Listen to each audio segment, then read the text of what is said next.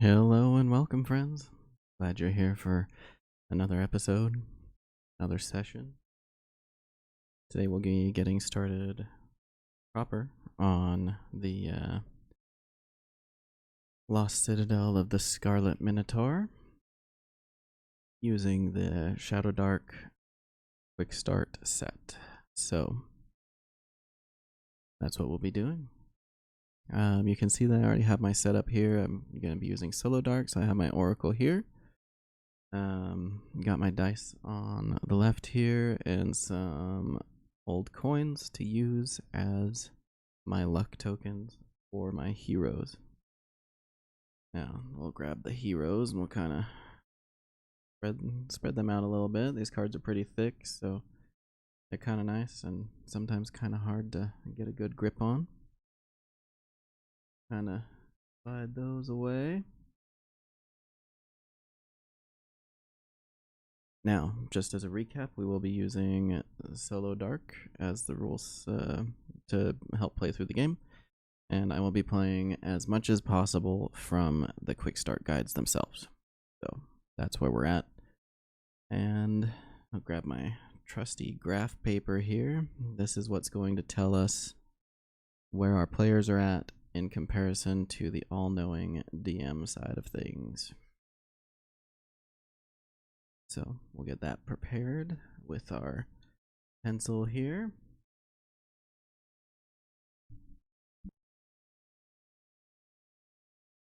All right, now for the Lost Citadel of the Scarlet Minotaur.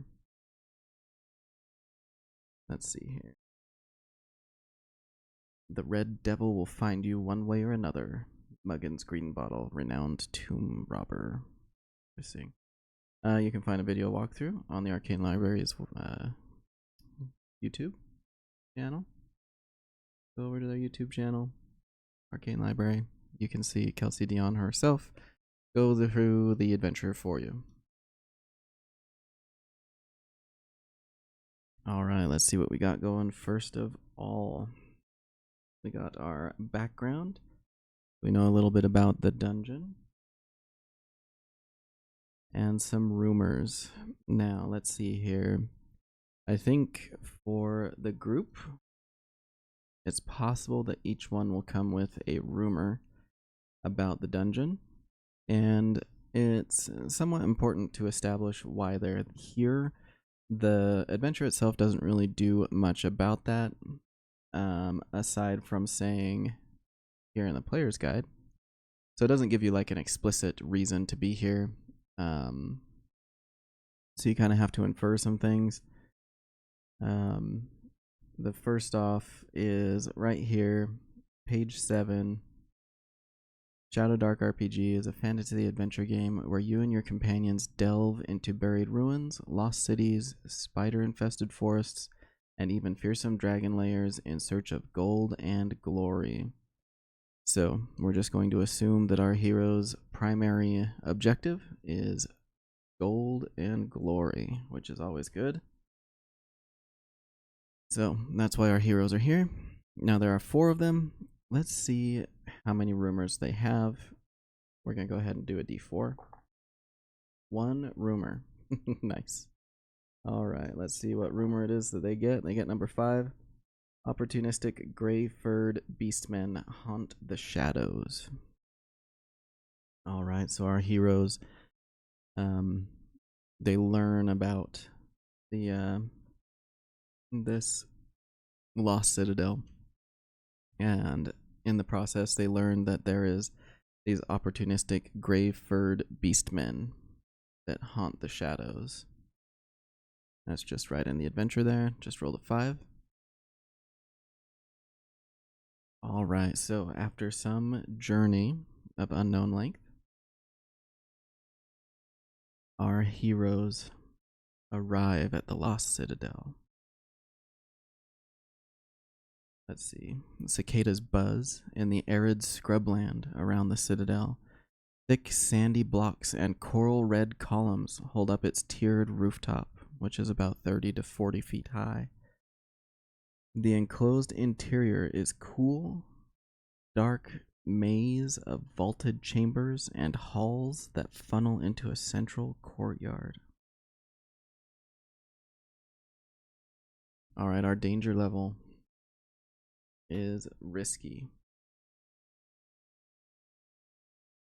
So we're going to check for an encounter every 2 crawling rounds or after the PCs make a loud noise. Everything's totally dark unless otherwise stated. And there's a 1 in 6 chance that doors are stuck. They are unlocked unless noted. And there's an NPC generator on page 64 for you. There's also some special rules for the random encounters. But for this gameplay, we will just go ahead and get started on room 1. There are multiple ways into the dungeon or into the Citadel. I'm just going to assume that my heroes have entered into room 1. So they come to the mouth of the Lost Citadel. And let's see what our wizard has. Burning Hands, Charm Person, or Magic Missile. Let's see here. Just seeing what we have for light sources here.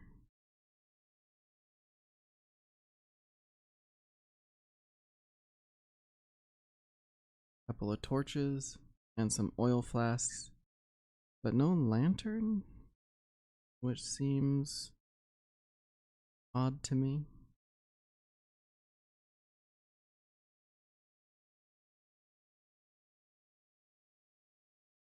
All right, so Martin Rast lights his torch.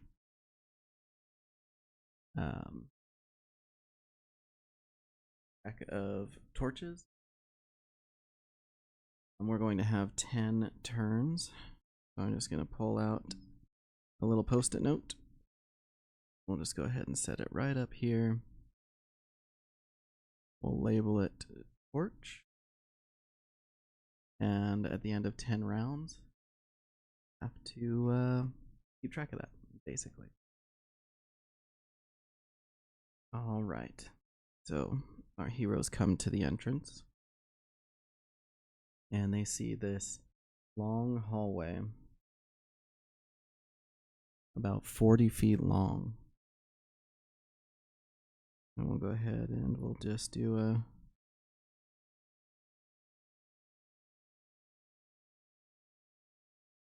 nothing crazy. We're just going to keep track of this long hallway that they're in.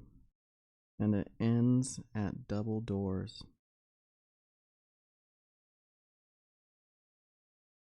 All right.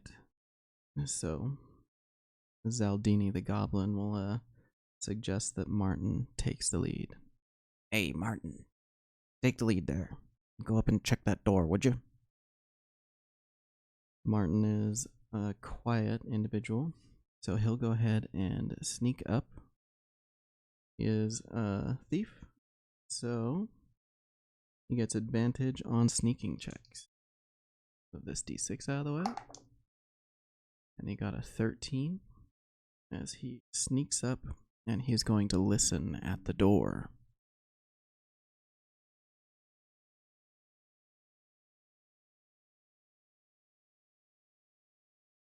All right, that brings us to room 1.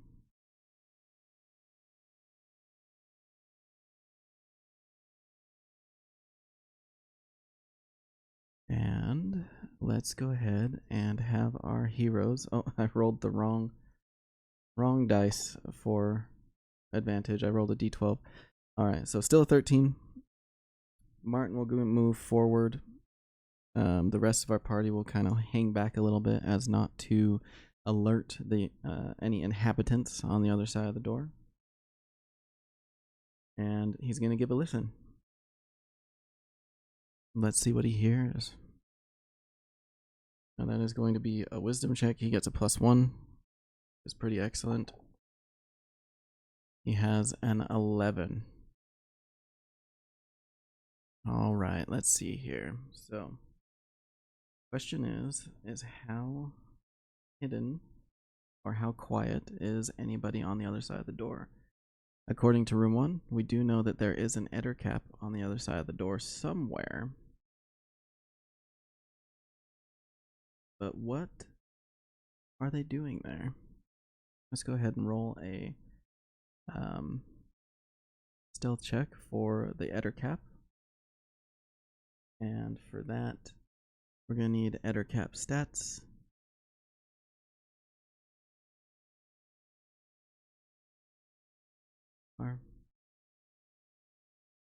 Here, have a dexterity of +2, so we're going to be stealthing. Ooh, all right. So Martin does indeed hear the eder cap on the other side of the door, so he's going to listen intently, and then he motions over his shoulder. He taps his ear, holds up one finger, and then he will sneak back away from the door to see what the party wants to do. A 10 plus his dexterity is 14. Great stealth. So he moves away from the door and rejoins his party. And he says, there's definitely something on the other side of the door. I heard it on the ceiling. So, how do we proceed? The door is not locked. Is it stuck? It is not stuck. Alright. So, the door is not locked and it's free to open. So, Elbin and Uriel will both suggest that everybody just kind of goes in. They will go in first with Martin and Zaldini in the back. So, our heroes will move forward and shove open the doors. Now they encounter a nice large room.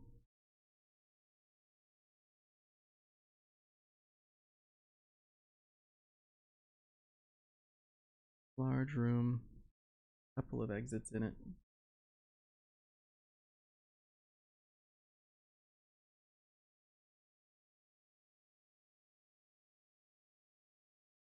You can see that my map is a little rough. Here in the basement, we don't mind a little bit of rough mapping. Nothing has to be perfect in this scenario. This is, after all, just a game. Just here to have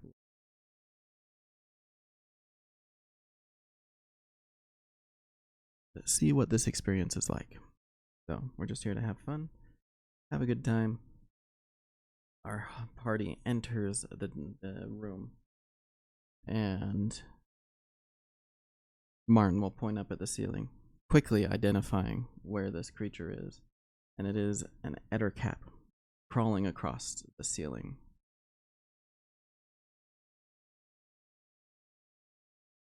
Let's see. Alright, so our party's there, eder cap is there. So the question is, what do they do? Let's see here.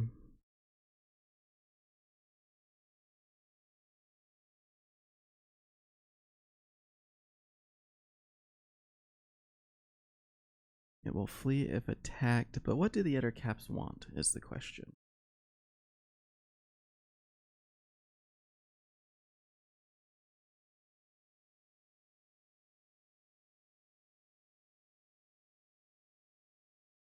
What do they want? They just want treasure.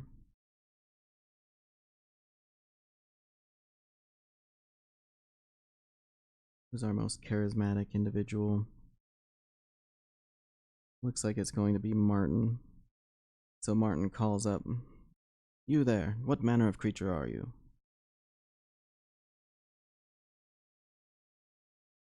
Now the question is how does this thing react? Just kind of double checking a couple of places. We don't really know what's going on in all of these things. So this is just, oh, what is the creature doing and what is its attitude toward us? Here we go. This is for random encounters, but this can help us inform what this individual is doing. So, what is Eska doing? Just hid a pearl. Let's see. So she just came out of the room where she's hiding the pearl. And how is she going to react?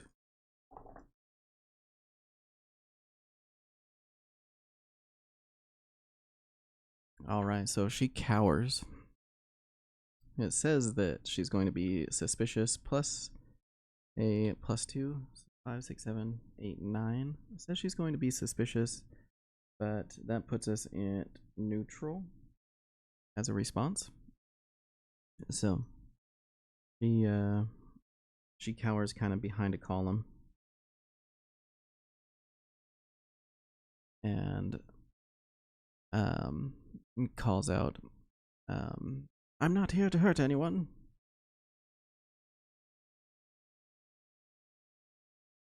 They calls us Ettercaps. Ettercaps is what we are. Zaldini. Does Zaldini know what an Ettercap is, by chance? Natural 20. So that gives us a luck token, which is great. And Zaldini says, Ettercaps. Ettercaps. Yes, spider creatures. I don't think that we can trust it, but if we can,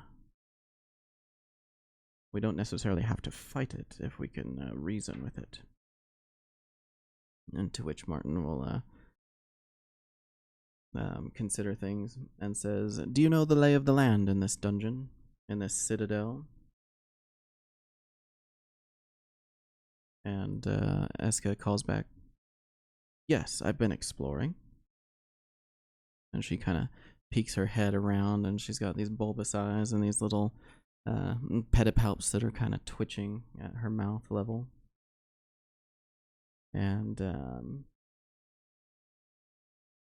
Zaldini tells Martin they are notoriously greedy, so perhaps offering it gold or something will allow us to gain some insight.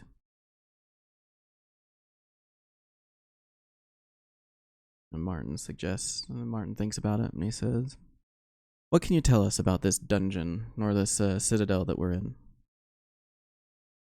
And Eska kind of creeps out from behind her corner, and she says, you've not been here before? You've been outside, overworlder? Martin says, yes, we've come from the outside. We came to investigate. I think our goals align. We're interested in finding the lost treasures of this citadel, and we'd be more than willing to share our treasure if you would like. And Eska comes further out and kind of clambers down the pillar that she's hiding behind, still kind of using it as cover. She's not totally sold on these guys. And she says, there's a beast that runs around, and beast men. Elbin says, we already know about the beast men. But what's this other beast you mentioned? And Eska says, there's a Minotaur here. Beast. Massive in scope. He travels around the halls. And that's been about 2 turns, so let's go ahead and do a check. No random encounter just yet. And the torch continues. Okay, so what can you tell us about the dungeon itself? And she says, there's a treasure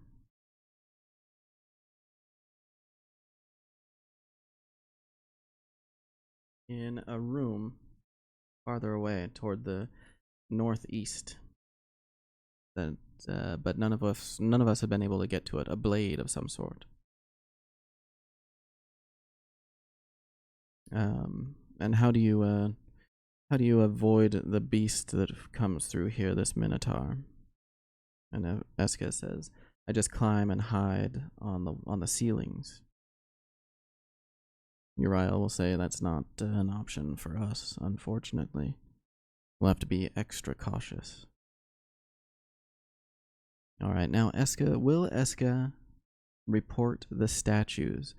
I don't think she will, but we're going to give it an option. We're going to roll a disadvantage because I think she will say she will not tell them about the statues because Eska wants whatever treasure they find, and so it's better if they gather the treasure and then are offed by like a statue or something. So will she tell them? A 10. A little bit of a twist there. We'll see what the prompt says. If it doesn't give us something interesting, then we will... what's it called? Do something. We will basically suggest no. Dismantle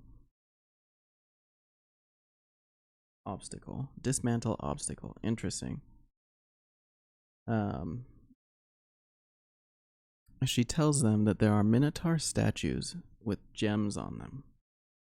That if they can bring them to her intact as her payment, she'll tell them more about the dungeon that she's aware of. So, our heroes consider it for a moment. They kind of huddle together and they nod and they say, sure, we can do that. We bring you a gem from these Minotaur statues and you tell us more about the dungeon.